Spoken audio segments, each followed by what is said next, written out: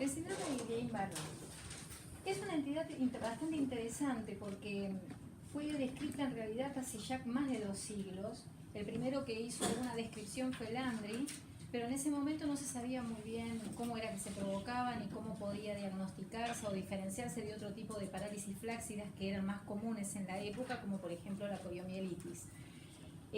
Fueron Guillain y Barré los que durante la Primera Guerra Mundial estudiaron un par de casos de soldados que hicieron parálisis ascendentes, flácidas, con abolición de reflejos tendinosos, y en la PL, o sea en el líquido cefalorraquídeo de esos pacientes, encontraron un elemento llamativo que era una disociación entre las proteínas y las células, proteínas elevadas con celularidad normal o apenas elevada, cosa que no se veía en el polio. Al mismo tiempo, Pierre Marie también presentó casi simultáneamente una descripción de 3 casos, aclarando que él no hizo el trabajo copiándolo de ellos, pero que simultáneamente había encontrado los mismos hallazgos. La historia hizo que se terminara llamando con el nombre de ellos y no Pierre Marie, pero bueno, es la enfermedad que describieron. Pasa la diapositiva. Este es un artículo de hace unos años, de 2012, de New England, que les recomiendo como para leerlo, que básicamente nos dice que es una enfermedad, una polineuroradiculopatía desmielinizante aguda. Es una enfermedad que generalmente tiene un curso benigno. Muchos pacientes quizás ni siquiera se dan cuenta, tienen un poco de parestesias en los pies, cursaron un cuadro gripal y lo cursan en su casa sin darse cuenta de que lo han padecido, mientras que otros pacientes terminan, 20% de ellos, con asistencia respiratoria mecánica, y un 5%, a pesar de que la entidad en general evoluciona bien, mueren. También hay un 20% de pacientes de los que evolucionan con formas graves que quedan secuelados más allá de los 6 meses, con distintos tipos de grados de debilidad o con parestesias o con dolor o astenia. El cansancio también es otro de los síntomas que queda como residuo. Se sabe que la enfermedad tiene un componente autoinmunitario, o sea, hay una infección que por mimetismo molecular gatilla una respuesta del organismo contra determinados elementos del nervio periférico. No es una enfermedad, sino que es un espectro de enfermedades con distintas formas de presentación y también con una fisiopatología diferente, porque hay formas que atacan la vaina de mielina, que esas son las que predominantemente se dan en Europa y en Estados Unidos, y esa es la que llamamos polineuroradiculopatía desmielinizante aguda o AIDP.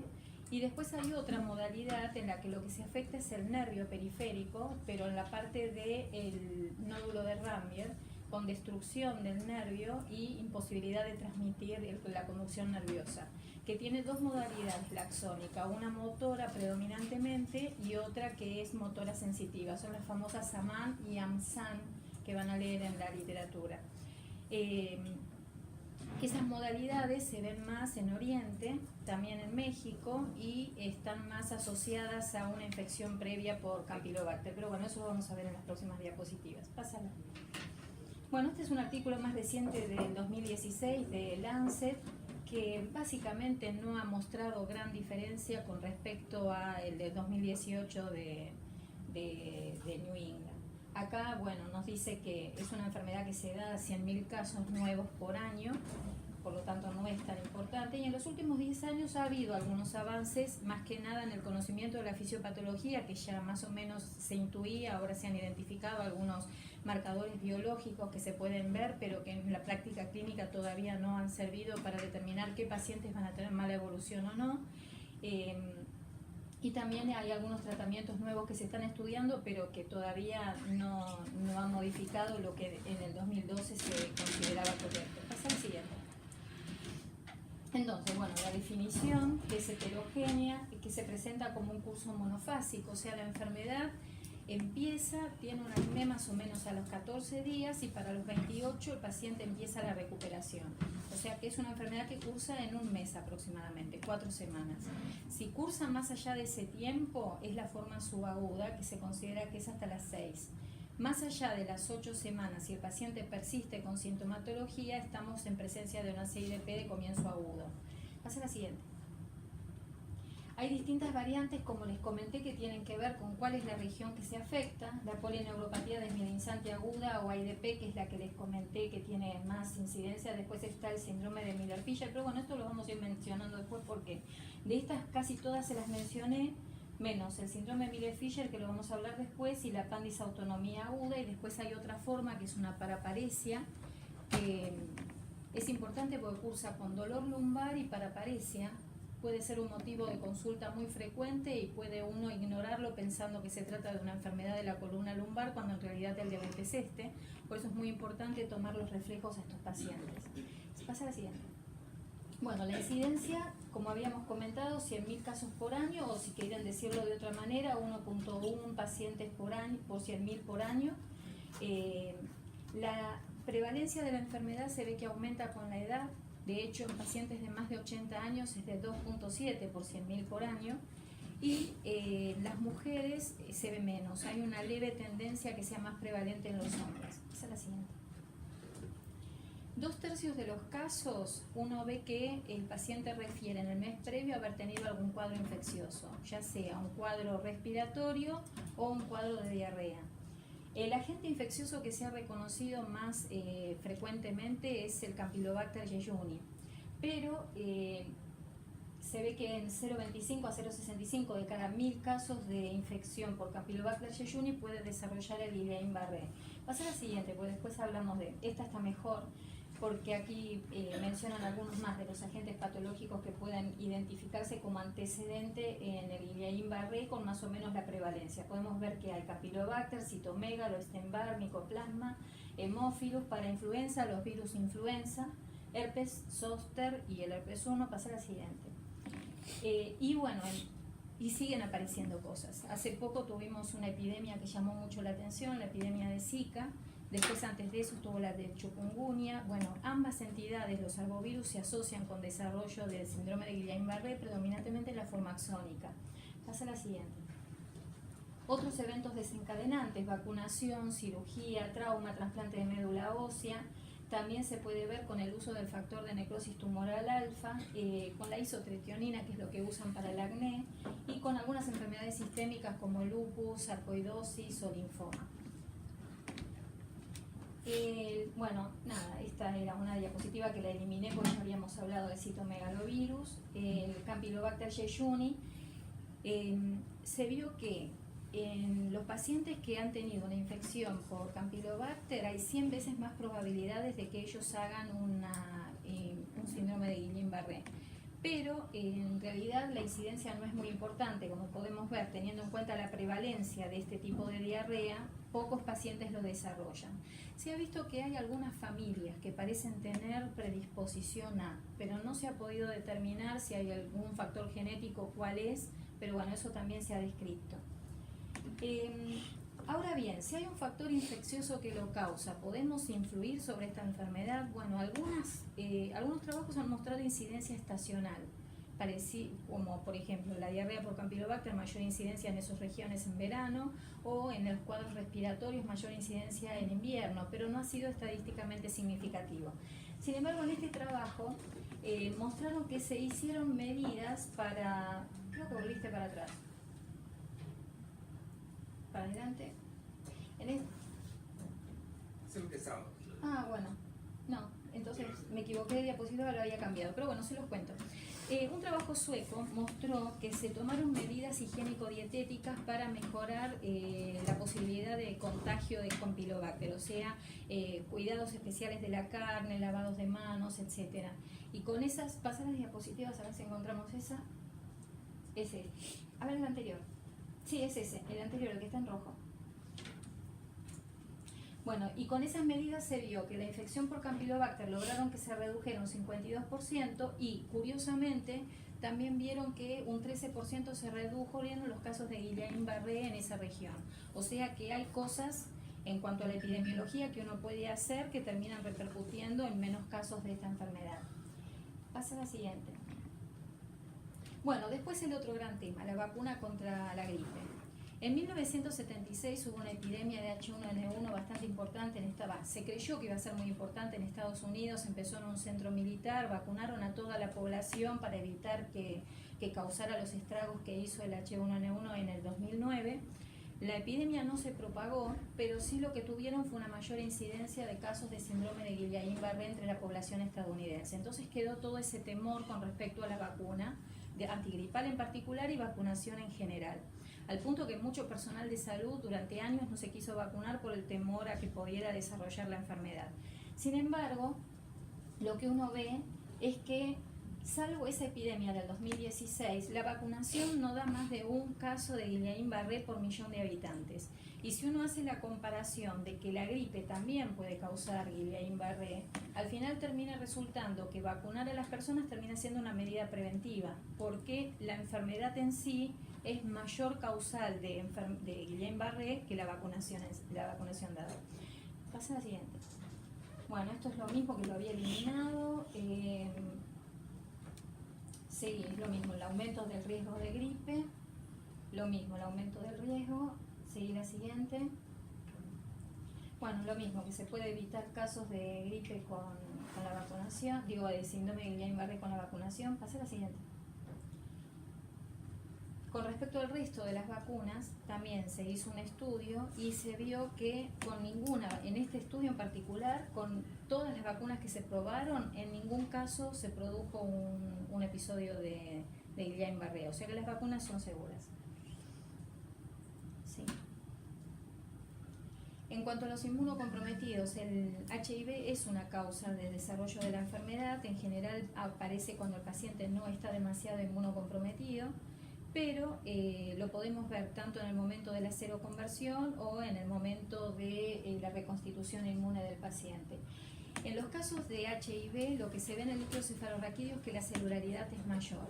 Puede haber más de 50 células, o sea que cuando tienen una sospecha clínica con disociación, o sea, con proteínas altas, pero con células aumentadas, nunca el Guillain-Barré o pocas veces el Guillain-Barré llega a tener más de 10 células. Cuando tiene cerca de 50, pídanle HIV al paciente para descartarlo porque es lo que tienen que ver en ese momento. Pasa a la siguiente. Bueno, la inmunopatogénesis es lo que les había comentado. En la forma que ataca la mielina, lo que se ve es que hay antígenos de los gérmenes que todavía no son bien conocidos, que generan una reacción sobre la mielina. Esta es destruida y en algunos momentos la destrucción de la mielina en fases avanzadas o en los que evoluciona más puede incluso producir destrucción del axón, pero en general el ataque es sobre la vaina de mielina. En cambio, en la forma axonal, lo que se ataca son los gangliósidos EGMED1 y GD1 y el CQ1B, que están en los nódulos de Rambier, y así es como se altera la conducción nerviosa y el paciente termina con la debilidad. Pasa a la siguiente. Bueno, esto es lo mismo. Entonces, no, nada, es lo mismo que habíamos dicho recién. Hay una forma que es la oftalmoplegia, que es el síndrome de Miller-Fisher, que también se describió en 1958 más o menos, se vio que también tenía disociación albuminocitológica, hay ataxia, oftalmoplegia, y este síndrome tiene un anticuerpo que se puede detectar en sangre, que es el CQ1B. Aparentemente este podría ser uno de los pocos que podría clínicamente ser útil para determinar la enfermedad. Del mismo espectro pasa a la siguiente. Es la encefalopatía de Bickerstaff, que es un síndrome de Miller-Fisher, pero que tiene el añadido de deterioro del sensorio. Se ven 10% de los pacientes que tienen Miller-Fisher. Y otra forma que también tiene el anticuerpo CQ1B es la debilidad faríngea, braquial, y que se ve en algunos pacientes. Los tres se cree que forman parte del mismo síndrome o del mismo espectro de la misma variante de la enfermedad. Pasa a la siguiente. Nada, que en el Campylobacter el anticuerpo es anti-EGM1, es el gangliósido que ataca, o es el que el Campylobacter tiene una parte que es similar y que genera una respuesta contra ese gangliósido. Pasará porque no es importante. Ahora bien, Esta diapositiva la había puesto después en el tratamiento, así que pasémosla. Estos son los cambios patológicos que se pueden ver, infiltración, macrófagos que se eliminan todos los restos de mielina que hay en la destrucción de la misma, y pasa a la siguiente. Y en la variante axonal, el daño principalmente a nivel de los nódulos de Rambier, pero sin tanta reacción inflamatoria. Pasa a la siguiente.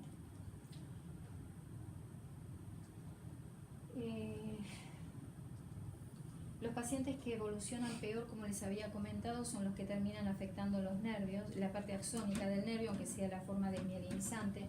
Pasa a la siguiente. Bueno, ¿cómo hacen la definición? Bueno, hay varios criterios, están los de Brighton, los de Aswell, que dan determinadas características clínicas para que uno tenga distintos niveles de certeza para diagnosticar la enfermedad. En general se dice que es una debilidad ascendente, empiezan los miembros inferiores, termina después afectando también los miembros superiores, hasta que puede llegar a afectar también los pares craneales. Es monofásica, un intervalo en general desde el inicio de la enfermedad hasta la debilidad de 12 días y 28 hasta la recuperación. Hay una ausencia de diagnóstico alternativo y la disociación albuminocitológica en el líquido cefalorraquídeo, más los hallazgos en los estudios electrofisiológicos. Con eso es como uno podría tener la mayor certeza. Y después están los otros grados en los que falta alguno de los elementos. En este falta los estudios electrofisiológicos y en otro en el líquido cefalorraquídeo. Pasa a la siguiente. La clínica, entonces, estábamos comentando que es una debilidad progresiva, simétrica, ese dato también tenganlo presente, si es asimétrica hay que dudar del diagnóstico. Los pacientes en general consultan a la semana de inicio de los síntomas, la debilidad puede variar desde algo muy leve o incluso solo parestesias hasta compromiso de los músculos faciales, vulvares y respiratorios. Generalmente comienza en las piernas, puede afectar los músculos faciales y los brazos en 10% de los casos. Asistencia respiratoria en promedio 25%, un rango de 10 a 30 en los distintos trabajos. La paresia facial es bastante frecuente, 50%, lo mismo que la debilidad orofaringia y la debilidad de los músculos oculomotores. Pasa a la siguiente. Bueno, las parestesias son bastante comunes también en manos y pies. El dolor en la espalda, que es un motivo a tener en cuenta, muchos pacientes pueden venir con lumbalgia, cuidado con eso, tomen en los reflejos, es una forma de no comérselo. Y la disautonomía. Hay dos cosas que hacen que los pacientes ingresen a terapia intensiva. Uno es el compromiso respiratorio y otro es el compromiso disautonómico. Y ambas posibilidades son las razones por las que los pacientes deben todos ser ingresados. Pasa. Este es una escala de disabilidad que se las puse acá para que tengan en cuenta más que nada cómo es que ingresan los pacientes. La mayoría ingresan bien, o sea, con poca debilidad, en un estadio en el que pueden caminar solos o que pueden caminar con ayuda, y solo un 15% entran en un estadio avanzado en el que requieren asistencia respiratoria rápidamente. Pasa a la siguiente. Bueno, entidades que se pueden asociar al síndrome de Guillain-Barré. Como hay disautonomía y puede haber hipertensión arterial, una de las cosas que pueden asociarse a esta entidad es el PRES y el síndrome de encefalopatía posterior reversible. Pasa a la siguiente. Pasa a la siguiente. Y otra cosa que se puede asociar son los trastornos del sodio. El paciente puede tener hiponatremia, eso puede ser o es un criterio de gravedad y de mal pronóstico, y el SIAD es una complicación frecuente en los pacientes. Pasa a la siguiente. Bueno, esto es en cuanto al Miller-Fisher, la oftalmoplegia, ataxia y arreflexia, que bueno, por eso les decía antes que no voy a hablar demasiado porque había otra diapositiva mayor, que daba más datos. Solo 5% se dan en Estados Unidos, es más frecuente en Oriente porque esta tiene que ver con, es más parecida a la forma que ataca los nódulos de Rambier, o sea, la axonal. 20% en Taiwán, 25% en Japón. La mayoría de los pacientes tienen evidencia de una infección también 1 a 3 semanas antes. Muchas veces es el Campylobacter jejuni, menos veces es un Haemophilus.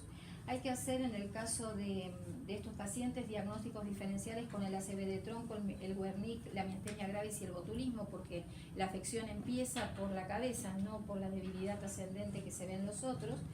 Y esta tiene en general un pronóstico bueno, incluso se habla de que no requeriría tratamiento específico, porque la evolución en general es buena. Pasa a la siguiente. Criterios que se proponen para hacer el diagnóstico. Los requeridos sí o sí es la debilidad muscular ascendente y la reflexia. Los rasgos que apoyan el diagnóstico es que los síntomas progresen hasta un máximo de 4 semanas, que sean simétricos, que haya síntomas sensitivos ligeros, que se afecten los nervios craneales, especialmente facial, que se recuperen después de 2 a 4 semanas, que haya disfunción autonómica, que no haya fiebre. Si hay fiebre, duden del diagnóstico, que las proteínas sean de las células sean de menos de 10 y que haya los hallazgos típicos en los estudios electrofisiológicos. ¿Cuándo dudar de la enfermedad? Cuando hay un nivel sensitivo claro, cuando el paciente tiene compromiso, retención aguda de orina o ilio al inicio de la enfermedad. Esto se puede desarrollar por disautonomía, por compromiso de desmielinización de los nervios, pero aparece más adelante de la enfermedad. Primero la debilidad. Cuando aparece de inicio hay que dudar del diagnóstico. Otra cosa que hace que se dude del diagnóstico es que haya más compromiso respiratorio que en los músculos periféricos. También hay que pensar en otra cosa, por ahí una miastenia y que haya más de 50 células en el líquido cefalorraquídeo, con la excepción que les comenté del HIV, que lo puede tener. Y hay que excluir otros diagnósticos que pueden simular la enfermedad, como el botulismo, miastenia, poliomielitis, neuropatía tóxica, trastornos del metabolismo de las porfirinas o difteria. Pasa a la siguiente. Estos son, también en los trabajos pueden llegar a leer los criterios de Brighton, que es más o menos lo mismo, seguido de la siguiente. La otra. Bueno, acá lo que les comenté recién, cuando dudar del diagnóstico, ¿sí? La evolución, nadir a las 2 semanas, mejoría a partir de las 4, el pico de gravedad entre las 4 y las 8 semanas, lo que les dije antes, se clasifica como subagudo y más de 8 como 6DP. ¿Sí? Nada, los criterios de Brighton que muestran más o menos lo que les comenté de la progresión de los síntomas a los 5, 10 días, 15, 20 y 25. Como ven, para los 30, la mayoría de los pacientes han mejorado. ¿Sí? El diagnóstico de laboratorio. Hay que excluir otras causas de polineuropatía, hay que hacer una placa de tórax al paciente, hay que hacer estudios de electrocardiograma, análisis de orina, albúmina para ver cómo está el estado nutricional, hormonas tiroideas, hemoglobina glicosilada, metales pesados en orina, para estudiar porfirias, sobre todo porfobininógeno, ver títulos para enfermedad de Lyme, para HIV, ver si el paciente tiene signos de picaduras de garrapata, que puede ser otro diagnóstico diferencial de la enfermedad. ¿Sí? A todos hay que hacerles punción lumbar para descartar enfermedades infecciosas y para corroborar la disociación albuminocitológica. Que tengan en cuenta que en la primera semana puede estar solo en el 50% de los pacientes, mientras que para la tercera semana ya el 75% lo tiene. Pasa a la siguiente. Bueno, este es un estudio que se hizo en el Hospital General de Massachusetts, en el que hicieron un porcentaje de cantidad de células que veían en los pacientes. Como ven, más de 30 sobre el 2% de los pacientes la presentan. La gran mayoría tienen menos de 10. Y en cuanto a las proteínas, más o menos entre 100 y 450, pero hay algunos que pueden llegar a 1000. Los estudios electrofisiológicos al principio pueden ser normales, después con el tiempo lo que aparece es la ausencia de las ondas F, aparecen signos de desmielinización, o sea, latencia, y finalmente trastornos de conducción o abolición de la conducción, que ya nos habla de daño axonal. Pasa a la siguiente. Bueno, esta es una forma de diferenciar en base a los hallazgos electrofisiológicos. Pasa a la siguiente. Los diagnósticos diferenciales, que más o menos los habíamos comentado. Acá el más importante es la poliomielitis, que en otro momento fue una enfermedad mundialmente importante, ahora ya no lo es. Los enterovirus, virus del oeste del Nilo. Pasa a la siguiente. Entre las polineuropatías, la polineuropatía del paciente crítico, que eso ustedes lo van a ver, la vasculitis, la neurotoxicidad por metales, la borreliosis o enfermedad de Lyme, la intoxicación por arsénico, la miastenia gravis, la hipermagnesemia, los trastornos de los iones como la hipocalemia o la hipercalemia pueden también confundir bastante. Yo recuerdo un caso que tuve en el hospital en el que me llamaron por un chico chino que había cenado la noche anterior y se había levantado a la mañana con una parálisis de miembros inferiores, los brazos, no podía moverse. Lo trajeron al hospital, todo el mundo, Guillain Barré. Me pregunté, ¿cómo está el potasio? Bien, bien, bien. Bueno, líquido, nada, pero bueno, la primera semana puede pasar. Cuando le hice el laboratorio de ingreso a terapia tenía 1.5 de potasio y terminó teniendo también enfermedad tiroidea, hipertiroidismo. Así que lo intubé y lo extubé a las 3 horas cuando corregí el potasio del paciente. Fue un Guillain-Barré que se curó rápidamente. Pasemos a la siguiente. Bueno, otros diagnósticos diferenciales. Pasemos a la siguiente. La pregunta, las características clínicas de Miller-Fisher respecto a Guillain-Barré. Lo que pasa es que el Guillain-Barré lo que tiene es fundamentalmente compromiso en los miembros inferiores y va subiendo. El Miller-Fisher da oftalmoplegia, ataxia y oftalmoparesia. Y se puede a veces dar casos de Guillain-Barré que progresan esos síntomas en el 5% de los casos, y también se puede dar Miller-Fisher que terminan después progresando y dando debilidad también. O sea, por eso les dije que los síndromes a veces se confunden. Pero esto fundamentalmente lo que da es afectación a nivel de los pares craneales. Puede, por eso el diagnóstico diferencial más importante es con el botulismo, que ahí lo que van a ver que los pacientes suelen tener frecuentemente midriasis como un signo de alerta para diferenciarlo del Miller-Fisher. Ahora bien, lo que a ustedes más les interesa es reconocer qué paciente va a andar bien y qué paciente va a andar mal.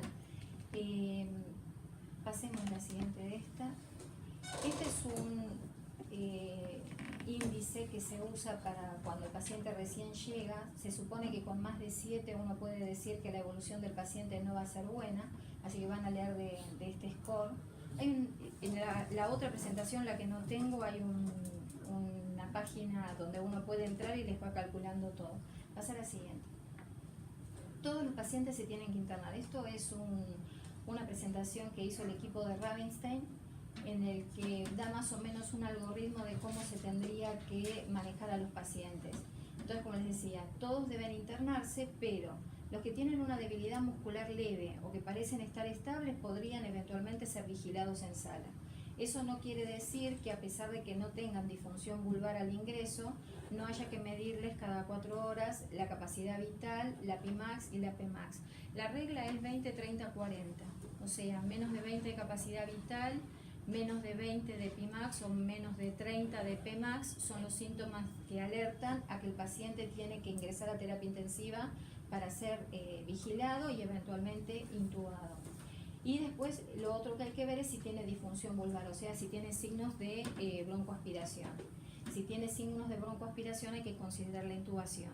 Y otra cosa que estaba en la otra diapositiva que no tengo en esta presentación son los síntomas disautonómicos. Si el paciente muestra oscilaciones en la frecuencia cardíaca, en la presión arterial, tiene también que ingresar a un área crítica para ser monitoreado e incluso eventualmente considerar colocar una TAM para hacerlo.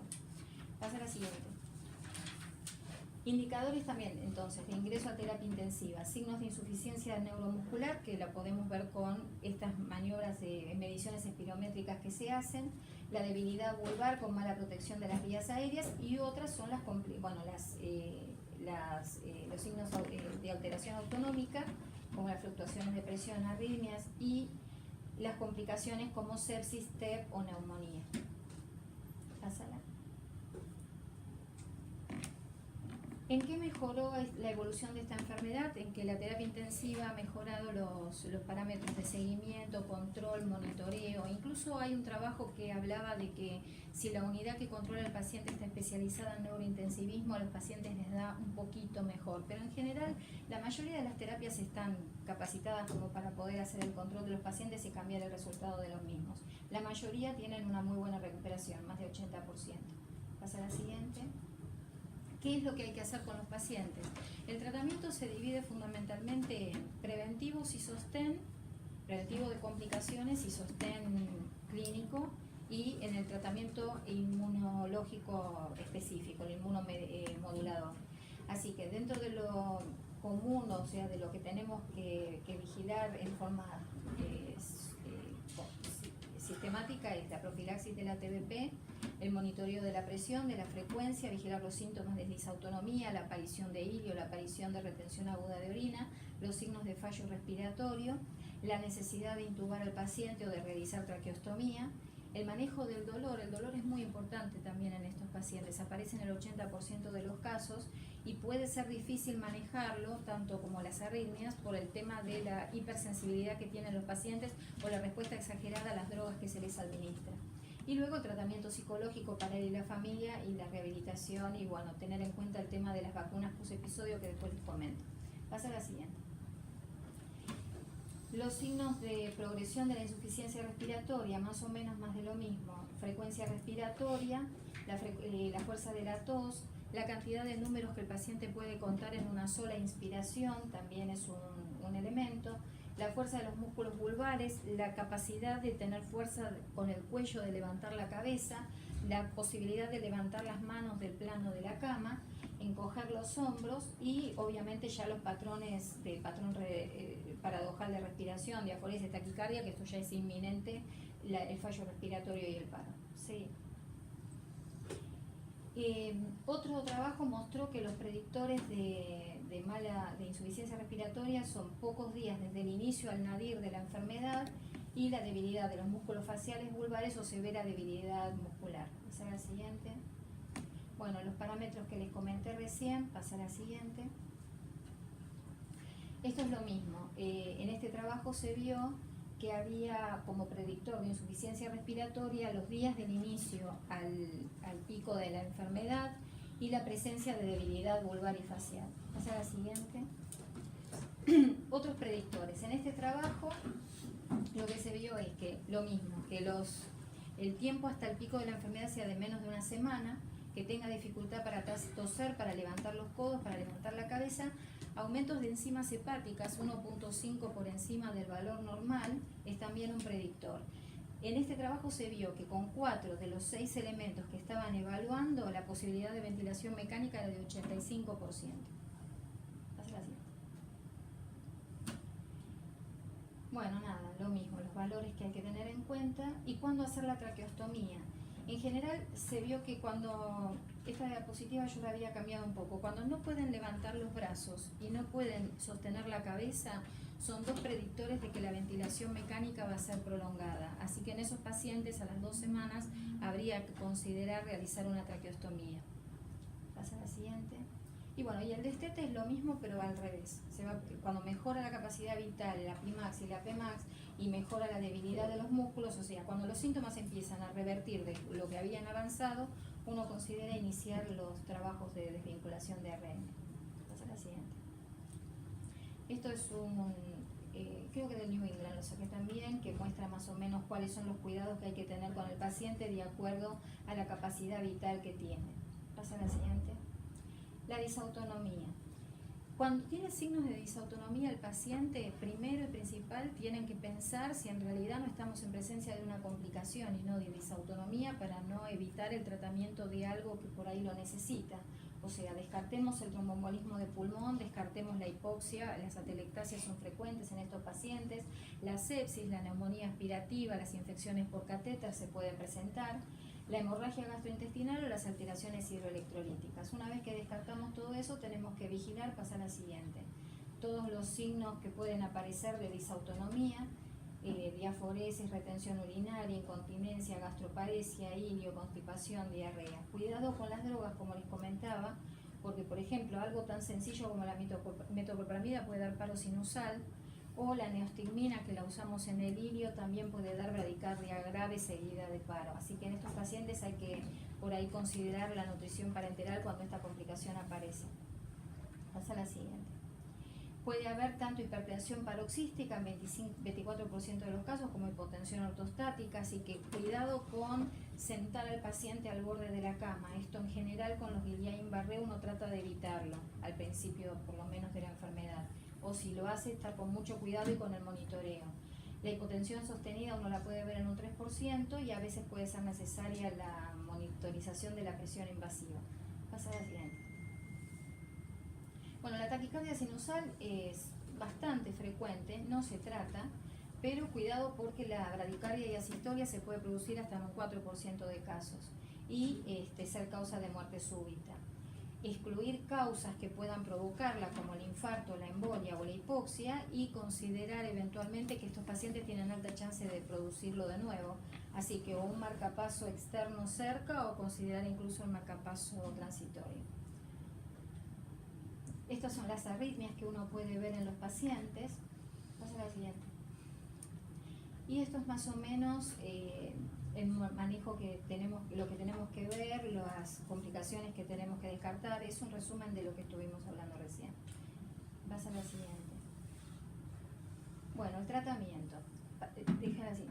Esta es una revisión de Cochrane que salió hace muy poquito, creo que menos de un año, que más o menos revisa todos los tipos de tratamientos que se pueden instaurar para la enfermedad. Obviamente habla de la diálisis de líquido cefalorraquídeo, habla de micofenolato, habla de los inhibidores del TNF-alfa-1A, habla de una planta que usan en China para la artritis y que aparentemente comparada contra corticoides había mejorado algo la evolución de los pacientes en un número chico de casos que hicieron ahí en China, pero bueno, la realidad es que nada ha demostrado hasta ahora que sea un tratamiento efectivo, salvo la gamma globulina y la plasmaféresis. Pasa a la siguiente. Los primeros trabajos con inmunomodulación se hicieron con plasmaféresis en Francia y mostraron que si se iniciaba antes de las 2 semanas del inicio de la enfermedad en general va a evolucionar bien aunque no hagan nada, pero lo que uno mejora es la estancia en terapia, la estancia en RM y el tiempo que lleva la recuperación del paciente. O sea que mejora eso. Para la plasmaféresis lo que se hace es cambiar 50 mililitros kilo, 250 mililitros kilo en total, o sea más o menos 3 volúmenes plasmáticos, en 5 sesiones a lo largo de más o menos 10 días. Y bueno, y para la gamma globulina, que se probó después que también era útil, lo que uno hace es administrar 0,4 miligramos kilo peso durante 5 días hasta una dosis máxima de 2 gramos kilo, y eso se vio que actúa sobre la enfermedad. Se cree que porque, o en el caso de la plasmaféresis, lava los autoanticuerpos que están generando la patología o el daño a nivel de los nervios, y en el caso de la gamma globulina, que bloquea los anticuerpos generados impidiéndole que sigan funcionando. Pasa a la siguiente. Bueno, esto más o menos ya, los efectos adversos que puede tener la gamma globulina: fiebre, hipotensión, mareos, rubor, insuficiencia renal, trombosis, TEP y AM, así que hay que vigilar al paciente y tenerlo monitoreado mientras se le administra.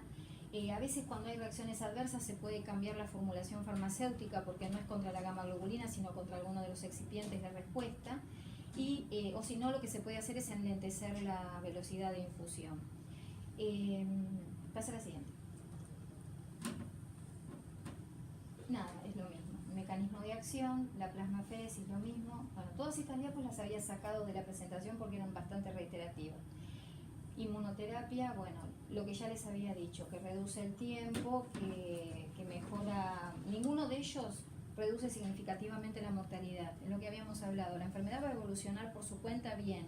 La inmunomodulación lo que hace es mejorar los tiempos. Pasa a la siguiente. En cuanto a... No, es lo mismo. Las combinaciones. ¿Qué pasa cuando... Primero, no sé en qué parte está la de los corticoides, pero hablemos un poco de los corticoides. El otro día también me contaba una amiga que una amiga suya le habían diagnosticado Guillain-Barré y le dieron corticoides. La verdad que le deben haber diagnosticado otra cosa, porque los corticoides no sirven.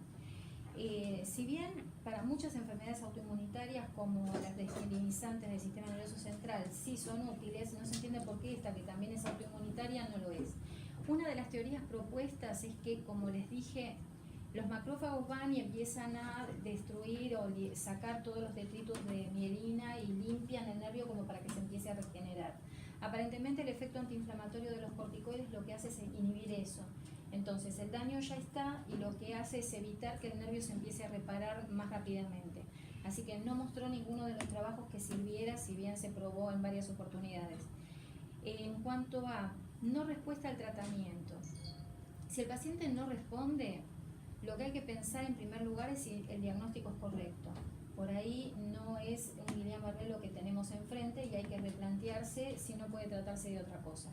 Ahora bien, si no responde, lo que se puede ver es en algunos trabajos se dosó las gamaglobulinas o la inmunoglobulina al principio de la administración y luego a la semana. Si no hubo un aumento en el nivel de las mismas, se volvió a repetir una nueva dosis de gamma-globulina y aparentemente eso mostró cierto beneficio, pero fue en el único caso en que claramente lo hubo. Muchas veces se repite nuevamente el tratamiento, pero lo que no se hace es cambiarlo. También hay una explicación para eso. Si ustedes administran gamma-globulina y luego le hacen al paciente plasmaféresis, en realidad lo que están haciendo es eliminando el efecto beneficioso del tratamiento previo. Y al revés, dar primero plasmaféresis y después gamma-globulina, los trabajos no mostraron beneficio, así que por eso tampoco se hace. Lo que eventualmente se puede hacer, más para tranquilizarnos nosotros, es volver a repetir el mismo tratamiento que se instauró la primera vez. Pasa a la siguiente. No, esto es... Pregunta, sí. ¿Cuándo muchas veces a uno le llega el Guillain-Barré después de unos días? ¿Hasta cuándo es aconsejable utilizar esta? Los trabajos, plasmaféresis, la gamma-globulina 2 semanas y la plasmaféresis también el beneficio es mejor antes de las 2 semanas, pero se han hecho algunos trabajos hasta el mes. Después de eso no hay absolutamente ningún beneficio. Bien. Bueno, esto es lo de los corticoides, que ya lo hablamos. Bueno, las recomendaciones de la Academia de Neurología de Estados Unidos. El tratamiento es recambio plasmático o inmunoglobulina intravenosa que acelera la recuperación. Los efectos beneficiosos tanto de plasmaféresis como de inmunoglobulina son equivalentes, o sea que uno puede elegir el que quiera. La mayoría de los centros eligen el que tiene mayor disponibilidad. Suele ser la gamma-globulina el que está más disponible, pero si tienen plasmaféresis es exactamente igual. Combinar los dos tratamientos no sirve y los glucocorticoides no están recomendados. Pasa la siguiente. Bueno, esto ya lo habíamos hablado. ¿Qué pasa si no hay buena respuesta o recaída? Se puede repetir, pero no se ha visto que tenga una gran respuesta. Pasa a la siguiente. Los dilemas.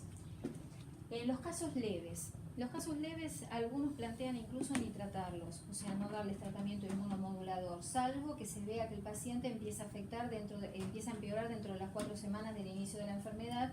Entonces ahí se plantea iniciar el tratamiento. Cuando empieza a aparecer compromiso disautonómico o cuando aparece compromiso vulvar o debilidad de los músculos faciales. En las variantes, en el Miller-Fisher, se requiere solamente tratamiento de sostén. El tratamiento inmunomodulador no mostró que sea beneficioso en esos pacientes. En los chicos, la inmunoglobulina es preferida, pero por una cuestión de que es mucho más fácil administrar un medicamento por vía intravenosa que someter a plasmaféresis a los niños por lo agresiva que es el procedimiento. Si hay insuficiente respuesta, se puede plantear hacer una segunda dosis de medicación, pero no cambiarla. Y nada más. Pasa a la siguiente. Esto de la última hablaba de que si a las 8 semanas todavía había decaídas del paciente, considerar el CIDP. El CIDP sí termina recibiendo ciclos de gamma-globulina periódicos. Factores de mal pronóstico. ¿Quiénes son los pacientes que uno puede presumir que les va a ir mal? Los de edad avanzada, los que tienen como antecedente de comienzo de la enfermedad la diarrea, los que tuvieron un bajo índice del Medical Research Council, que son un montón de cosas que en general las miden los kinesiólogos cuando evalúan a los pacientes, y cuando tienen dificultad para caminar, a los unos 3 y 6 meses, cuando sus pacientes no les va a ir bien. Pasa a la siguiente. En cuanto al pronóstico, 5 a 11% de los pacientes fallecen, o sea, no es un número despreciable, pero tampoco es una gran mortalidad. Pero muchos pacientes quedan con síntomas persistentes. Hay discapacidad prolongada en el 20% y lo que habíamos dicho, la mejoría a los 28, el nadir a los 12, el tiempo de la recuperación total a los 200 días más o menos y la recuperación dentro de las 4 semanas en la mayoría de los pacientes, 85%. Pasa a la siguiente. Peor pronóstico, otro trabajo habla de edad avanzada, la gastroenteritis precedente, que el paciente tenga discapacidad, un paciente que sea EPOC, que tenga alguna enfermedad de base grave, probablemente le va a ir peor. El que tenga un tiempo, no es prolongado, es más corto hasta el nadir clínico, y la duración más prolongada de la enfermedad. Y la inmunoglobulina y la plasmaferesis mejora la recuperación funcional anal. Pasa la siguiente.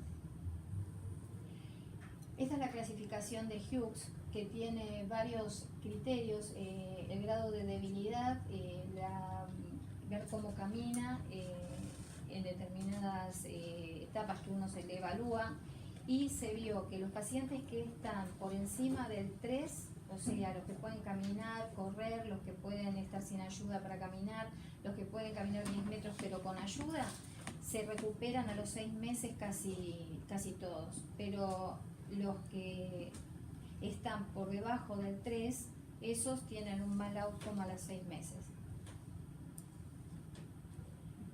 Este es otro score, el score de Erasmus, que lo habíamos comentado anteriormente, ayuda a planificar la capacidad de recuperación al cabo de 6 meses, y ahí tienen un link que les permite descargarlo desde el celular y hacer la categorización del paciente para ver cómo va a ser el pronóstico.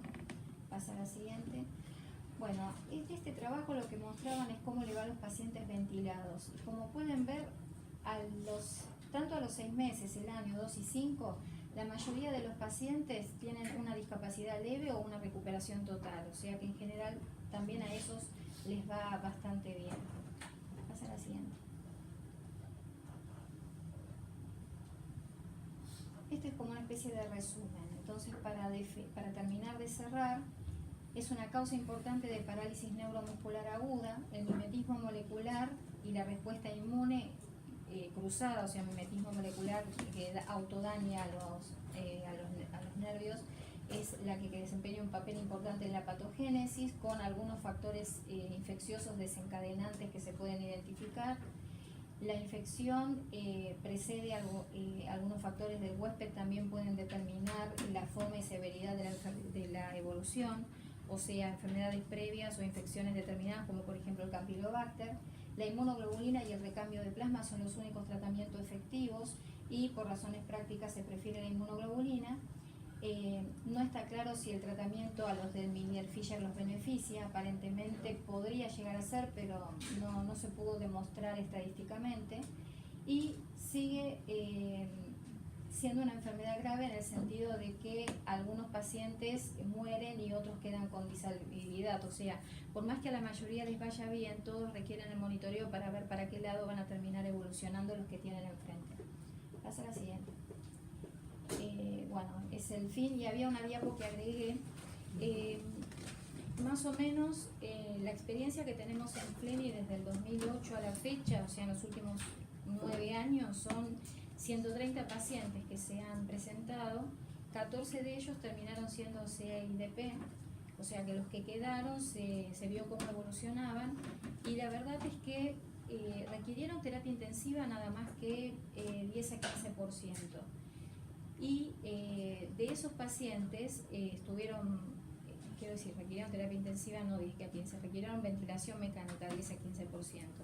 Mortalidad, solo tuvimos un paciente que falleció ya al alta y que murió de linfoma, o sea, que murió de una enfermedad desencadenante pero no por causa de el Guillain-Barré.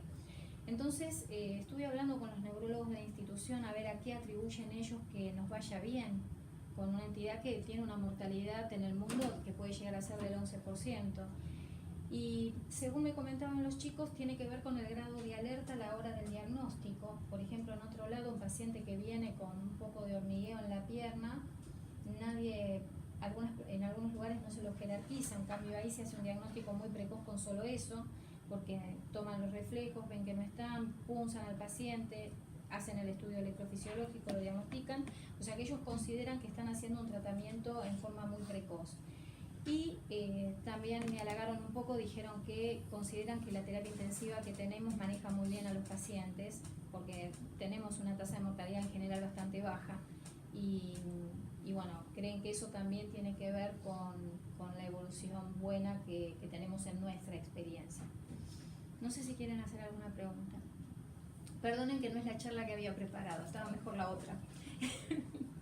Tenía más diapos nuevas y más, qué sé yo, algunas cosas como nuevos inmunosupresores, el eculizumab, que parece ser que podría llegar a funcionar, es un bloqueante del complemento, pero ya les digo, todavía todo eso está en etapa experimental. Nosotros vimos Sí. hace un par de meses una embarazada, como el tercer trimestre, con Guillain-Barré. Qué lindo. Fue cesárea, porque estaba pretérmino, digamos. Fue cesárea sin pena ni gloria. Pero no tuvo ninguna complicación. No recuerdo que hayamos visto una embarazada. Es raro, pues yo la primera vez Sí, que veo una en teoría la inmunidad es como que está más aplacada durante el embarazo, pero bueno. Sí, decime. Sí, no, yo lo que quería era preguntar, que, o sea, no entiendo mucho la parte del Miller-Fisher, porque, o sea, porque sigue siendo parte como de la enfermedad si no responde al tratamiento y la presentación es diferente e inclusive si nos dijo que es de ascendente a No. descendente Vos y podés el tener- Guillain-Barré es al revés, o sea, La enfermedad porque- es, no, en el Miller-Fisher lo que tenés es oftalmoplejía, ataxia y arreflexia. O sea que el compromiso fundamentalmente es a nivel de los ojos. Pero incluso el Miller-Fisher puede después evolucionar con debilidad muscular, no en todos los casos, porque es una entidad aparte. El Bickerstaff puede tener eso, más aparte un deterioro del sensorio, por eso tenés que hacer el diagnóstico diferencial con ACV de tronco y todo lo demás. Pero en el Guillain-Barré podés tener o debilidad solo en miembros inferiores, o debilidad solo en miembros superiores, o debilidad solo bifacial, con dificultad para mover los músculos o para tragar. Es una enfermedad muy variable, por eso el grado de sospecha tiene que ser importante, porque se puede presentar de muchas formas. Si bien lo clásico es la parálisis ascendente, podés tener otras manifestaciones, incluso podés tener un Guillain-Barré que es solo disautonómico, que el paciente se presenta con hipotensión ortostática alternando con hipertensión y vos decís, ¿qué es esto? Y es un Guillain-Barré. Por eso tenés que conocer todas las variantes. Hay una que es la más predominante en nuestra población. Nosotros tenemos el AIDP. Si vas a China tenés que pensar en la otra o en México. Pero tenés que estar alerta porque también hay otras entidades que no cursan con eso. Por ejemplo, la forma disautonómica o pandisautonómica, o el Miller-Fisher, o el Bickerstaff, o la faringobraquial, que también empieza con debilidad en miembros superiores y músculos faringios. Pero lo que todas tienen en común es que en la PL vas a encontrar la disociación albuminocitológica, por eso forma parte de la misma entidad. Y porque lo que se ve en la anatomía patológica es la lesión o a nivel de la vaina de mielina en la desmielinizante o en los axones a nivel de los nódulos de Rambier en las formas axonales. Y eso es común a todas las variantes.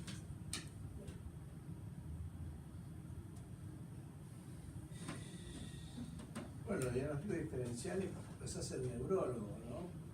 Es difícil. Sí, la miastenia gravis, la verdad es que suele empezar más con debilidad a nivel de la parte ocular y tener formas de hacerlo, el test del frío para ver si el párpado se levanta después de que lo enfrías un poco, o la prueba de neostigmina, pero no va a tener los reflejos abolidos, o sea, algo más va a tener. Y después, qué sé yo, el botulismo, podés tener midriasis si tenés más compromiso a nivel de, y tenés el antecedente por ahí de una ingesta sospechosa. No tenés el antecedente de una infección o de una diarrea que está presente en el 2/3 de los pacientes, bastante.